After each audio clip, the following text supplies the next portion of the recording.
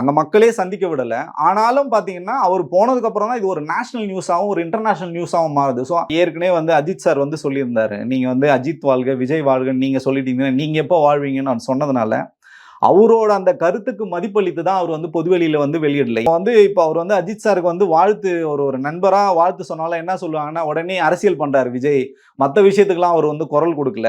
பாருங்க இதுக்கு வந்து ஒரு வாழ்த்து சொல்றாரு. அப்ப நீங்க வந்து கட்சியை பிரபலப்படுத்துறாரு. அஜித் ரசிகர்கள் இழுக்க பாக்குறாரு. இவரை சுத்தி ஒரு கட்டமைப்பு வந்து பண்றாங்க. என்னன்னா அவர் பேசினாலும் பிரச்சனை, பேசினாலும் பிரச்சனை. சோ ஊடகங்கள் வந்து தொடர்ச்சியா இந்த மாதிரி கேள்விகளை வந்து கேட்காம, சோ இவர் வந்து தலைவர் வந்து எம்ஜிஆர் ரொம்ப பிடிக்கும், அவரோட ரசிகன்றதுனால எம்ஜிஆரோட சாயல் வைக்கிறது உண்மையிலேயே இன்னும் வந்து பலம் தான். வணக்கம். வணக்கம். நேத்து மாவட்ட செயலாளர்கள் பட்டியல் வெளியே வந்த உடனே, ஆமா, மாவட்ட செயலாளர்னு அறிவிக்கப்பட்டவர்கள்ல ஒரு சிலர் வெளியில வந்து கார்ல வந்து ஊர்வலமா போறாங்க. ஆட்டம் பாட்டம் கொண்டாட்டம்னு இருக்கு. ஏற்கனவே இருக்கிறவங்க இதெல்லாம் பண்றாங்கன்னு தான் நீங்க மாற்றத்தை தரப்போறேன்னு வரீங்க. அப்ப நீங்க வந்து ரோட்ல இதை பண்ணிட்டு டிராஃபிக் ஜாம் பண்ணா அப்புறம் எதுக்கு? இல்ல பிரதர், இப்போ நம்ம என்ன சொல்றோம்னா, இப்போ வந்து யாருமே பார்த்தீங்கன்னா, இது ஒரு கொண்டாட்டமா யாருமே வந்து பிளான் பண்ணல. இப்போ வந்து நம்ம கொள்கை தலைவர்கள் இருக்காங்க. இப்போ பார்த்தீங்கன்னா, இப்போ அம்பேத்கர் ஐயாக்கும் சரி, பெரியார் அவர்களும் சரி, இந்த மாரி மாலைகள் போட்டுட்டு அந்த அந்த அவங்கவங்க பார்த்தீங்கன்னா, தனியார் திடல்ல தான் வந்து இந்த நிகழ்வு வந்து பண்றாங்க. பட் அதை நோக்கி போகும்போது அந்த இடத்துல க்ரௌட் வந்து என்ன சொல்றதுன்னா, தொண்டர்கள் வந்து குவிஞ்சிடுறாங்க. அதை வந்து தடுக்கவே முடியல. நம்மளும் வந்து அறிவுறுத்தல் வந்து பண்ணியிருக்கோம். பொது இடங்கள்ல வந்து இதை தவிர்க்கணும்னு. ஸோ அதை மீறி ஒரு சில இடங்கள்ல வந்து இது நடக்குது. பட் இது வந்து விமர்சனமா பார்க்காம அவங்களுக்கு வந்து நம்ம வந்து அறிவுரையா வந்து சொல்லியிருக்கோம். பொது இடங்கள்ல யாரையும் இது வரைக்கும் எந்த கம்ப்ளைண்ட்ல நம்மளுக்கு வந்து பப்ளிக் வந்து டிஸ்டர்ப் பண்ணாங்க அந்த மாதிரிலாம் இல்லாம, ஆனா கூட்டம் வந்து கூடுனது வந்து உண்மைதான். நீங்க சொல்றதுல இருந்து நாங்க வந்து பாடங்கள் வந்து இதை எடுத்துப்போம். இதை வந்து நல்ல இன்புட்டா எடுத்துட்டு இது வருங்காலங்கள்ல வந்து பொது இடத்துல இதை பண்ணாம நிச்சயமா வந்து தவிர்க்கணும். இது எல்லாருக்குமே நல்லது. தாவேக்காவுக்கும் இது நல்லதுதான். ஏன்னா விஜய் பாக்குறோம். அவர் வந்து கட்சி நிகழ்ச்சிகளுக்கு வரும்போது வீட்டுல இருந்து கிளம்பி வரும்போது அவர் சிங்கிள் கார்ல வராரு. ஒரு அரசியல்வாதி அப்படி இருக்கவே மாட்டாங்க. வந்தாங்கன்னா முன்னாடி 10 கார், பின்னாடி 10 கார் வரும். அவரே அப்படி இருக்கும்போது அவருக்கு அடுத்த நிலையில இருக்கக்கூடிய பொறுப்பாளர்களோ இல்ல ஒரு மாவட்ட பொறுப்பாளர்களோ இந்த மாதிரி வர்றதுன்றது எந்த வகையில்? அப்ப என்ன எந்த இடத்துல இருந்து நீங்க அரசியலை கத்துக்கிறீங்க? இல்ல அதுதான். இப்ப நம்ம சொல்றோமே, நம்ம வந்து இதை திட்டமிட்டு இதை வந்து பண்ணணும், மாஸ் காட்டணும், அந்த மாதிரி போர்வையிலும் அந்த மாதிரி ஒரு உத்வேகத்துல இது வந்து பண்றது இல்லை. பட் அது பொதுவாக வந்து ஒரு மாவட்டத்தில் ஒரு தலைவராக இருக்கும்போது அவரை ஃபாலோ பண்ணி வந்த அடுத்தடுத்த நிர்வாகிகள் வந்திருப்பாங்க. ஸோ அவங்க வந்து ஏற்பாடு பண்ணுறதில்ல. இப்போ ஒரு மாவட்ட தலைவரோ ஒருத்தர் அறிவிக்கிறாருன்னா அவர் வந்து இது பண்ணுறதில்ல. அவருக்கு பின்னாடி இருக்க டீம் தான் அதை ஆர்கனைஸ் பண்ணுறாங்க. ஸோ அவங்க இதில் வந்து கூடுதல் கவனம் வந்து செலுத்தணும்னு சொல்லிட்டு நம்மளும் வந்து நிச்சயமா வந்து இந்த ஊடகத்தின் வாயிலாக கூட நம்ம வந்து சொல்லுவோம். ஆனால் நீங்க சொல்ற மாதிரி எங்கேயோ பொது இடத்துல நம்ம டிராஃபிக் ஜாம் பண்ணியும் அந்த மாதிரி நிகழ்வுகள் எங்கேயும் நடக்கல. ஆனால் இது வந்து பப்ளிக்கை டிஸ்டர்ப் பண்ணாமல் பண்றதுல நம்மளும் ரொம்ப தெளிவாக தான் இருக்கும். அவங்க மேலே ஆக்ஷன் எடுப்பாங்களா இப்படி பண்றவர் மேலாம்? இப்போ இது நம்ம கடந்த காலங்களில் அதிமுகலாம் பார்த்துருக்கோம்.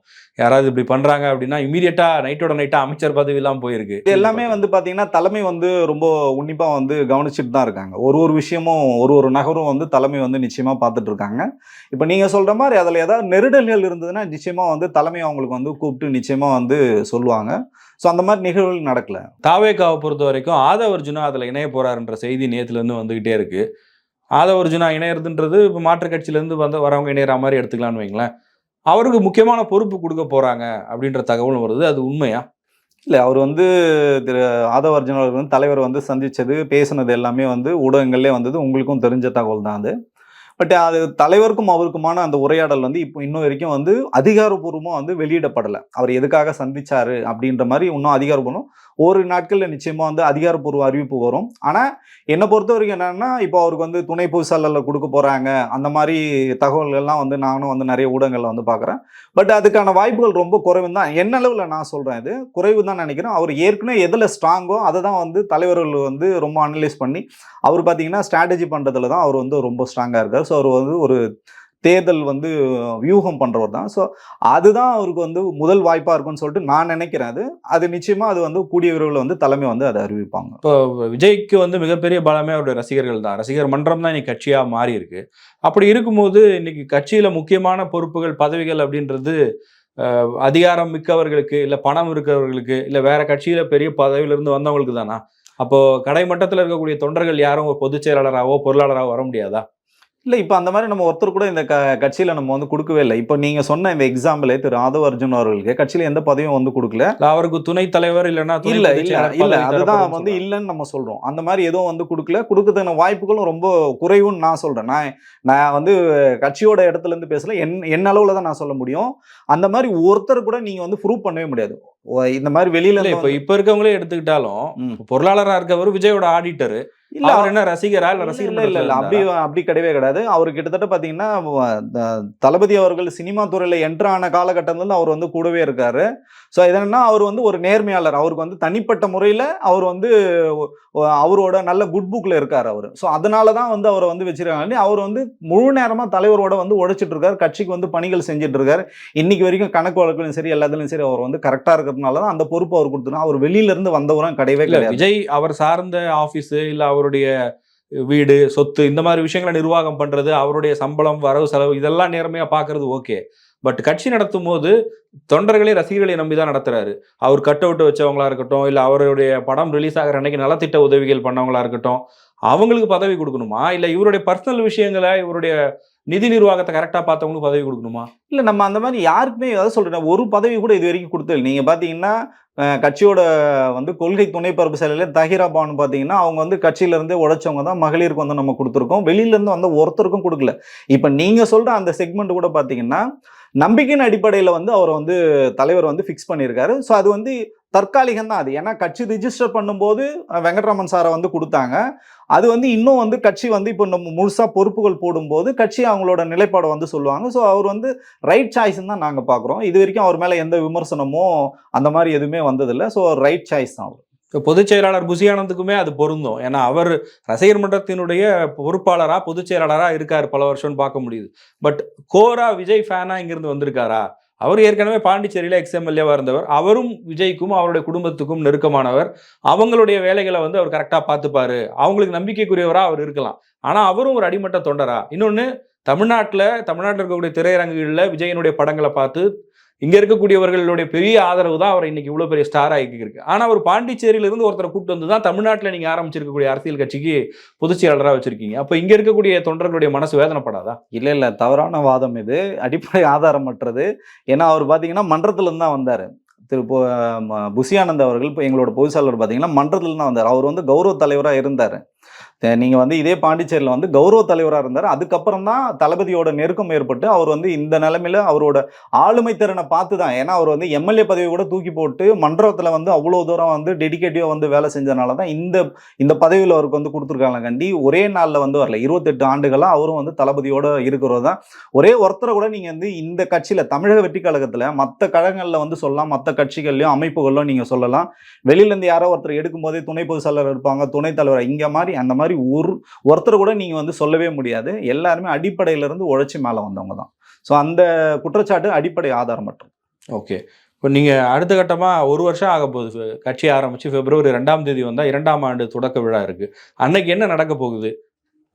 இப்போ அன்னைக்கு அந்த பர்ட்டிகுலர் டேன்னு மட்டும் கிடையாது. நம்ம வந்து பிப்ரவரி 2ன்னு இல்ல. இந்த பிப்ரவரி 2லேருந்தே நம்ம வந்து இந்த ஓராண்டுகள வந்து செலிப்ரேட் பண்றது எப்படின்னா, கொண்டாட்டங்களா இல்லாம ஆக்கப்பூர்வமான அரசியல வந்து பண்ணணும். இப்போ வந்து பார்த்தீங்கன்னா, களத்துல வந்து யாரெல்லாம் வந்து வீரியமா வேலை செய்றாங்களோ, அவங்கள வந்து இன்னும் பூஸ்டப் பண்ணி, அவங்களுக்கு இன்னும் வந்து என்னென்னலாம் பதவிகள் குடுத்து, ஸோ அவங்கள ஸ்ட்ரக்சரா இப்ப நம்ம வந்து பூத் கமிட்டி வரைக்கும் அவங்கள வந்து எடுத்துட்டு போறோம். ஸோ பூத் கமிட்டிய ஸ்ட்ராங் பண்ற அளவுக்கு அடிப்படையில வந்து தொண்டர்கள் கட்டமைப்பை வந்து ரொம்ப ஸ்ட்ராங்கா போடுறது தான் நம்மளோட குறிக்கோள். அது கொண்டாட்டம்ன்றது இங்க வந்து கிடையாது. ஏன்னா தொடர்ச்சியா நம்ம வந்து பெருசா எந்த கொண்டாட்டங்களும் பண்ணல. தலைவரோட பிறந்த நாளும் நம்ம வந்து பெருசா பண்ணல. பொங்கல் நிகழ்வும் வந்து பண்ணல. ஸோ அந்த மாதிரி கொண்டாட்டங்களா இல்லாம கட்சியில வந்து இப்ப கட்சின்னு வந்தாச்சு. எலெக்ஷனுக்கு இன்னும் நம்ம கிட்டத்தட்ட 1 வருஷம் கூட இல்லன்னும் போது, அடிப்படை கட்டமைப்பு வேலைகள் செய்யறதுல தான் கட்சி வந்து கவனம் செலுத்த சொல்லியிருக்காங்க. ஸோ அதை நோக்கி தான் எல்லாரும் போயிட்டு இருக்கோம். மாவட்ட செயலாளர்கள் நியமனம் நடந்துகிட்டு இருக்கு. கட்சியினுடைய மத்த பொறுப்பாளர்கள்லாம் எப்ப நியமிக்கப்படுவாங்க? இல்ல மாவட்டம் தான் இங்க வந்து மெயின். அதுதான் வந்து உங்களுக்கு கோர்.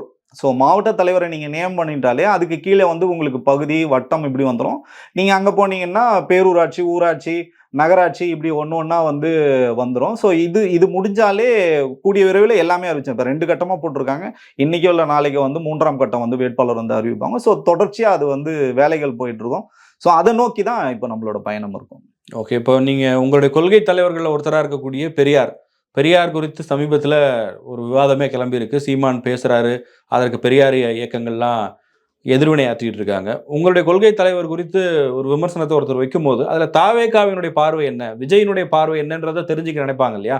அதை பத்தி யாருமே வாய் திறக்கவே மறுக்கிறீங்களே. இல்ல இப்ப நாங்க வந்து தொடர்ச்சியா இப்ப ஊடகத்துல பேசுற நாங்க எல்லாம் வந்து கண்டனம் வந்து நிச்சயமா சொல்லிட்டு இருக்கோம். அது ஆரோக்கியமானது கிடையாது. இப்ப என்னன்னா, பெரியார் என்ற ஒரு மிகப்பெரிய ஒரு ஐகான். நம்ம யாரை விமர்சனம் பண்றோம்னு ஒண்ணு இருக்கு. இப்போ நம்ம ஏற்கனவே நம்ம தலைவர் சொன்ன மாதிரி ஆக்கப்பூர்வமான விஷயங்களுக்கு தான் நம்ம வந்து பதிலடி கொடுக்கணும் அப்படின்றதுக்காக தான் வந்து அவர் வந்து பெருசா பேசலே கண்டி. ஆனா அவர் உள்மனதிலையும் வந்து இருந்தது இது வந்து தவறான விஷயம்னு எல்லாருக்குமே தெரியும். அதை பொதுவெளியில வந்து பேசியிருக்கணும். நிச்சயமா வருங்காலங்கள்ல வந்து பேசுவாங்க. அம்பேத்கரை பத்தியும் ஒரு சர்ச்சை வந்தது. பெரியார் அம்பேத்கர் பத்தி அப்படி ஒரு கான்ட்ரவர்சி வரும்போது இமீடியட்டா விஜய் இல்ல சொன்னாரு. அதுதான் ஏன் வந்து பெரியாரை பத்தி அவரு சொல்லல அப்படின்னா, இப்ப எங்களுக்கு வந்து கொடுக்கப்பட்டது என்னன்னா, நீங்க வந்து பேசுற இடத்துல நீங்க வந்து நிச்சயமா இதுக்கு வந்து கண்டனம் தெரியும்னு சொன்னாங்க. தலைவர் தரப்புல இருந்து சரி ஒரு வாய்ப்பு வந்து கொடுத்துருக்கலாம். மேபி வந்து இவர் தொடர்ச்சியா பேசிட்டு இருக்காரு. ஒரு நாள் பேசினா பரவாயில்ல.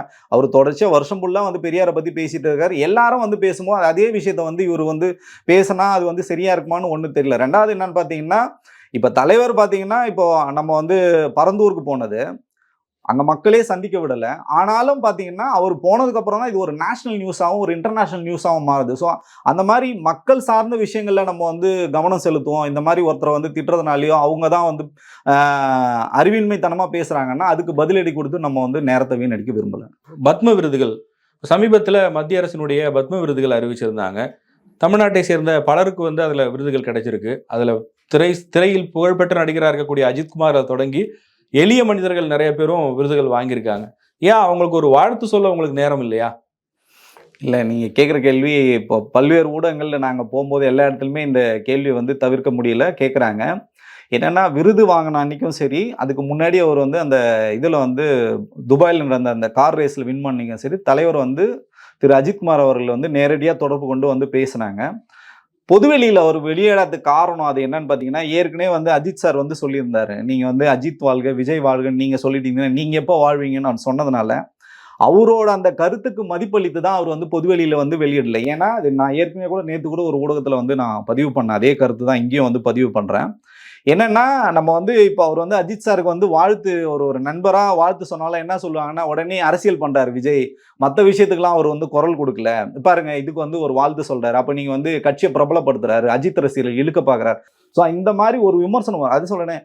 இவரை சுத்தி ஒரு கட்டமைப்பு வந்து பண்றாங்க. என்னன்னா அவர் பேசினாலும் பிரச்சனை, பேசினாலும் பிரச்சனை. ஸோ ஊடகங்கள் வந்து தொடர்ச்சியா இந்த மாதிரி கேள்விகளை வந்து கேட்காம, இப்ப நீங்க வந்து வேங்க வயலுக்கு எப்போ போவீங்க? இல்ல இதே பத்ம விருதுகள்ல அஜித் மட்டும் இல்ல, ஒரு சாதாரண கலைஞர்கள் இல்ல உண்மைதான். அவங்களுக்குலாம் வாழ்த்து சொல்லியிருக்கலாம். இல்ல நிச்சயமா அதுக்கு அவங்கள வந்து நேர்ல கூட போய் சந்திக்கலாம். தலைவர் வந்து அதுக்கான வாய்ப்புகள் இருக்கு. அவங்கள வந்து ஆசான் வேலு அவர்களை வந்து நேர்ல கூட சந்திக்கலாம். ஏன்னா அவர் வந்து ஒரு எளிய பின்புலத்திலிருந்து ஒரு மக்கள் கிட்ட இருந்து வந்தவர். ஸோ அதனால நிச்சயமா அதுக்கான வாழ்த்துக்கள் வந்து நிச்சயமா சொல்லுவாங்க. ப்ராப்பரா கட்சியிலேருந்து தலைவர் வந்து நேரடியாக கூட அவங்களுக்கு வந்து வாழ்த்து சொல்றதுக்கான வாய்ப்புகள் இருக்கு. அஜித்குமார் சார் விஷயத்துல வந்து என்னன்னா நேரடியாக பேசுனதுனால இது ஊடகத்துக்கு வந்து கொடுக்கல. ஸோ இதை வந்து திட்டமிட்டு தவிர்க்கணும் அப்படின்லாம் இல்லை. ஸோ அவர் அஜித் சார் சொன்னதுனால இதை வந்து வெளியிடல. இப்போ உங்க கட்சியை பொறுத்த வரைக்கும் நீங்க நிர்வாகிகள் நியமனம் பத்தி எல்லாம் ஒரு பக்கம் பேசிட்டு இருக்கோம். இந்த கட்சி வந்து விஜய் சென்ட்ரிக்கா தான் இருக்க போதா? அவர் தான் எல்லாமுமா இருப்பாரா? ஒரு நிர்வாகிகள் நியமிக்கும் போது இப்போ பொதுச் செயலாளர் புஷி ஆனந்தே அவரை எவ்வளோ நாளாக நம்ம இது லாஸ்ட் 1 இயராக பார்த்துட்டு இருக்கோம். எத்தனையோ இடங்களுக்கு போறாரு வராரு, பேட்டி கொடுக்குறாரு. எது கேட்டாலும் தலைவர் சொல்லுவாருன்னு சொல்லிட்டு போயிடுவார். ஒரு முடிவெடுக்கிறத பற்றி தலைவர் அறிவிக்கலாம், அதுக்கு வந்து கட்சி விதிகள் இருக்கலாம். ஆனால் அரசியல் ரீதியாக ஒரு பிரச்சனை இருக்குன்னா அதில் ஒரு வரியில் அவர் கருத்து சொல்லக்கூடவா அவர் வந்து அவருக்கு அனுமதி இல்லையா? இல்லை கட்சியே இப்படி தான் இருக்குமா? இப்போ தலைவரை தவிர வேற யாரும் வந்து கருத்துக்களே பேச மாட்டாங்க. அது வந்து பொதுச் செயலாளராக இருக்கட்டும், பொருளாளராக இருக்கட்டும், மாவட்ட செயலாளராக இருக்கட்டும், அப்படிதான் இருக்குமா கட்சி? இல்லை அப்படி வந்து கிடையவே கிடையாது. இப்போ நம்ம பார்த்தீங்கன்னா தலைவர், பொதுச் செயலாளர், அதுக்கப்புறம் பார்த்தீங்கன்னா அந்த ஸ்ட்ரக்சர் வந்து அப்படியே தான் இருக்கும். இப்போ மாவட்ட பொறுப்பாளர்கள் வந்து நம்ம வந்து போட்டிருக்கோம். அடுத்தது வட்டத்தில் பகுதியில் எல்லாமே வந்து போடுவோம். இதுக்கு அடுத்த கட்டமாக நீங்கள் கேட்குறது என்னன்னா, இவங்களுக்கு வந்து பார்த்தீங்கன்னா கருத்தியல் பட்டறை வந்து நாங்கள் வந்து ஒரு இடத்துலையும் வந்து இப்போ வந்து தயார் பண்ணிட்டு இருக்காங்க. அவங்களுக்கு எல்லாம் அரசியல் தெரியும். யாருமே அரசியலுக்கு வந்து புதியவர்கள்லாம் கிடையாது. ஏற்கனவே வந்து ரசிகர் மன்றமாக இருந்து நம்ம வந்து மக்கள் மன்றமாக இருக்கும்போது எலெக்ஷனில் வந்து பார்ட்டிசிபேட் பண்ணி கிட்டத்தட்ட 125 இடங்களில் வந்து நம்ம வந்து ஜெயிச்சிருக்கோம். ஸோ அவங்களுக்கு வந்து அரசியல் ஞானம், அறிவு இதெல்லாம் தெளிவு இருந்தாலும் பட் நிகழ்கால அரசியல்ன்றது பார்த்தீங்கன்னா இன்னைக்கு ரொம்ப மோசமான ஒரு சூழலில் வந்து இருக்காங்க. இப்போ பார்த்தீங்கன்னா ஒரு உண்மையான செய்தியை தப்பாகவும், தப்பான ஒரு பொய்யான செய்தியை வந்து உண்மையாகவும் வந்து ஊடகங்கள் வந்து பரப்புறாங்க. நான் எல்லா ஊடகங்களையும் சொல்ல, கட்டமைக்கப்பட்டு ஒரு சில ஊடகங்கள் வந்து பெய்டு மீடியாக்கள் வந்து தப்பான தாவேக்காக்கு எதிராக வந்து தப்பான நியூஸ்களை வந்து பரப்பதுனால இப்போ இவங்களுக்கு வந்து ஒரு கருத்தியல் நம்ம வந்து சொல்ல வேண்டிய கட்டாயத்தில் வந்து கட்சி இருக்கும். நிச்சயமா அவங்களுக்கு வந்து கருத்தியெல்லாம் இப்போ வந்து கட்சி வந்து நிறைய வந்து தொண்டர்களும் சரி, மாவட்ட பொறுப்பில் இருக்கவும் சரி, மாநிலத்தில் இருக்கவும் சரி, எல்லாருக்குமே வந்து இதுதான் நம்மளோட கொள்கை, இதுதான் மக்கள்கிட்ட நம்ம எடுத்துகிட்டு போகணும். ஸோ அதே மாதிரி தேவையில்லாத விஷயங்களில் வந்து யாரும் வந்து வெளியில் பேசக்கூடாது, தேவையில்லாத விஷயங்களை வந்து ஃபோக்கஸ் பண்ணக்கூடாதுன்றதுல கட்சி ரொம்ப தெளிவாக இருக்குது. ஸோ இதுக்கப்புறம் தொடர்ச்சியாக பார்த்தீங்கன்னா நீங்கள் சொல்கிற மாதிரி இன்றைக்கி வரைக்கும் பத்திரிகையாளர் சந்திப்பு நடக்கலை, இதெல்லாம் வந்து தொடர்ச்சியாக நடக்கும். மக்களை நோக்கி தான் இந்த 10 மாதங்களும் நம்ம களத்தில் வந்து இருக்கும். அதுக்கான பயிற்சி பட்டறைகள்லாம் எந்த மாதிரி இருக்கும்? இப்போ ஏன்னா நீங்கள் ரசிகர்களாக இருந்து வராங்க, அவர்களுக்கான அங்கீகாரம் கொடுக்கறது அந்த கட்சிக்கான ஒரு பலமாக இருக்கும். ஆனால் அவங்க இப்போ ஒவ்வொரு மாவட்டத்திலையும் அவங்களுக்கான ஒரு அரசியல் இருக்குது, அந்த மண் சார்ந்த பிரச்சனை இருக்குது அப்படின்னா, இதில் ஒரு சிலருக்கு அந்த விழிப்புணர்வு இருக்கலாம். அப்படி இல்லாமல் இருப்பவர்களுக்கு எந்த மாதிரி பயிற்சி? இப்போ இந்த 10 மாசத்துல நீங்க பயிற்சி கொடுத்துட்டு இருப்பீங்களா, இல்ல தேர்தலுக்கு தயாராவீங்களா? இல்ல பயிற்சினே நம்ம வந்து அவங்க வந்து எதுவுமே அரசியலுக்கு வந்து புதியவர்கள் கிடையாது, அவங்களுக்கு பயிற்சி நம்ம கொடுக்கணும். நம்ம வந்து தெளிவுபடுத்துறோம்னு சொல்ல வரோம். எது அரசியல் என்ற அந்த தெளிவு. ஏன்னா எல்லாருமே பார்த்தீங்கன்னா யங் பிளட், எல்லாருமே வந்து யங்ஸ்டர். நீங்க வந்து ஒரு கத்தி மாதிரி தான். கத்தியை நீங்க நல்லதுக்கும் பயன்படுத்தலாம், தப்பாவும் நீங்க வந்து பயன்படுத்தலாம். அதனால இவங்களை வந்து சரியான பாதையில நம்ம எடுத்துட்டு போகணும். அதே நேரத்தில் வந்து இவங்கன்னா ரொம்ப ஆக்ரோஷமா இருப்பாங்க. ஸோ அவங்கள வந்து செம்மைப்படுத்தி நம்ம வந்து எடுத்துட்டு போனோம் தான் நம்ம சொல்றோம். பயிற்சினா அவங்களுக்கு வந்து நம்ம ஏபிசிடிலேருந்து நம்ம சொல்லிக் கொடுக்க போகிறதே கிடையாது. இதுதான் களம். இப்போ நான் சொல்கிறது என்னென்னா, தேவையற்ற விவாதங்களில் நம்ம வந்து நேரத்தை வந்து வீணடிக்காமல் ஆக்கப்பூர்வமாக இப்போ நீங்கள் சொல்கிற மாதிரி அந்த பகுதி சார்ந்து, அந்த ஊர் சார்ந்து, அந்த மாவட்டம் சார்ந்து, நம்ம மாநிலம் சார்ந்து, இந்தியா சார்ந்து இவ்வளோ பிரச்சனைகள் இருக்கும்போது இதை நோக்கி நம்ம கவனம் இருக்கணும். ஒரு ஆக்கப்பூர்வமான அரசியல், ஒரு அறம் சார்ந்த அரசியலை வந்து நம்ம முன்னெடுக்கிறதுக்காக இதை தான் நம்மளுக்கு சொல்லிக் கொடுக்கணும். அவங்களுக்கு வந்து மற்ற பயிற்சிகள் எதுவும் தேவையில்லை. ஜனநாயகன்னு அவருடைய கடைசி படத்தோட அறிவிப்பு வந்திருக்கு. பார்க்கும்போது அரசியல் படம் மாதிரி தான் தெரியுது. அது வந்து அரசியல் பிரச்சாரத்துக்கான ஒரு படமா இருக்கும்னு நினைக்கிறீங்களா? இல்லை, நிச்சயமா இல்லை. இது முழுக்க முழுக்க ஒரு கமர்ஷியல் படம் தான் இது. ஜனநாயகன்னு சொல்லிட்டு அந்த பேர் வந்து ஒரு நல்ல ஆப்டா இருக்கு, டைட்டில் நல்லா இருக்குன்றதுக்காக வந்து அந்த எல்லாரும் சேர்ந்து ஒரு டீமா எடுத்த முடிவு தான் இது. நிச்சயமா இதுல அரசியல் வசனங்கள் வந்து இருக்கும். எம்ஜிஆர் ஸ்டைல் சொல்ல போனா, இன்னும் கூடுதலா சொல்ல போனா திரு புரட்சி தலைவர் எம்ஜிஆர்களோட ஸ்டைல் வந்து இந்த படத்துல இருக்கும். ஸோ அது வந்து கூடுதல் பலமா தான் வந்து பாக்குறேன். ஏன்னா கடைசி படம் போது அது மக்களுக்கு கருத்தும் சொல்லணும். அதே நேரத்தில் என்னன்னா அந்த படத்துக்கான வணிகம்னு ஒன்று இருக்கு, அதே நேரத்தில் அந்த முதலீட்டுக்கான இதையும் வந்து ஈர்க்கணும். ஸோ எல்லாம் சேர்ந்த ஒரு கலவையாக தான். முழுக்க முழுக்க அரசியல் படம் கிடையாது. ஆனா அரசியல் இதை வந்து இல்லைன்னு நம்ம வந்து மறுக்கவே முடியாது. ஓகே, அதில் எம்ஜிஆர் ரெஃபரன்ஸ் இருக்கு இல்லையா, அதை வந்து நிறைய பேர் வந்து பல விதங்களில் விவாதிக்கிறாங்க. இப்போ இங்கே அதிமுக வந்து எம்ஜிஆர் தொடங்கிய கட்சி எதிர்கட்சியாக இருக்குது, அவங்களும் 2026 நாங்கள் ஆட்சிக்கு வர போகிறோம் அப்படின்றத ஒரு இலக்காக வச்சு பயணிக்கிறாங்க. அப்படி இருக்கும்போது நீங்கள் அந்த எம்ஜிஆர் ஸ்டைலை வந்து அடாப்ட் பண்ணும்போது அது அதிமுகவை நோக்கி விஜய் நகர்கிறாரா அப்படின்ற மாதிரி பேசுகிறாங்களே. அதிமுக இது பேசுறதுக்கான தகுதி இருக்கான்னு ஃபர்ஸ்ட் எனக்கு தெரியல. ஏன்னா பல இடங்கள்ல வந்து இப்பெல்லாம் வந்து எம்ஜிஆர் புகைப்படமே அவங்க வந்து பயன்படுத்தல. எம்ஜிஆர் கிட்டத்தட்ட அவங்க மறந்தே போயிட்டாங்க. ஸோ அந்த மாதிரி ஒரு, ஏன்னா இத்தனையா உடஞ்சிருக்காதுன்னு நான் அந்த மீனிங்கில் நான் சொல்ல வரேன். ஸோ உண்மையிலேயே அவங்களுக்கு எம்ஜிஆர் கொள்கை மேலே வந்து நம்பிக்கை இருந்தால், அம்மையார் ஜெயலலிதா அவர்கள் மேலே நம்பிக்கை இருந்தால், எவ்வளோ கட்டுக்கோப்பாக இராணுவ கட்டுப்பாடு வச்சிருந்த கட்சி இன்றைக்கி பார்த்தீங்கன்னா எத்தனை பிரிவாக இருக்குன்னு நமக்கே தெரில. ஸோ அதனால் எம்ஜிஆர்ன்றது ஒரு பொது சொத்து. அவர் அது வந்து இவங்களுக்கானவங்க அவங்களுக்கானவங்க, அவர் வந்து ஒரு பொது சொத்து. ஸோ அதை யார் வேணாலும் அவர் வந்து பயன்படுத்தலாம். ஸோ இவர் வந்து தலைவர் வந்து எம்ஜிஆர் ரொம்ப பிடிக்கும், அவரோட ரசிகன்றதுனால எம்ஜிஆரோட சாயல் வைக்கிறது உண்மையிலேயே இன்னும் வந்து பலம் தான். அவருக்கு வந்து எம்ஜிஆருக்கு நம்ம புகழ சேர்க்க தேவையில்லை. எம்ஜிஆரை வச்சு நம்மளும் வந்து எம்ஜிஆர் மாதிரி வரணுன்ற அந்த ரோல் மாடலை வந்து யார் வேணாலும் எடுத்துக்கலாம். ஸோ அது ஒரு மென்டாரா அவரை எடுத்துக்கிட்டு நம்ம யார் வேணாலும் செயல்படலாம். இதுக்கு வந்து யாரும் தடை விதிக்க முடியாது. நன்றி.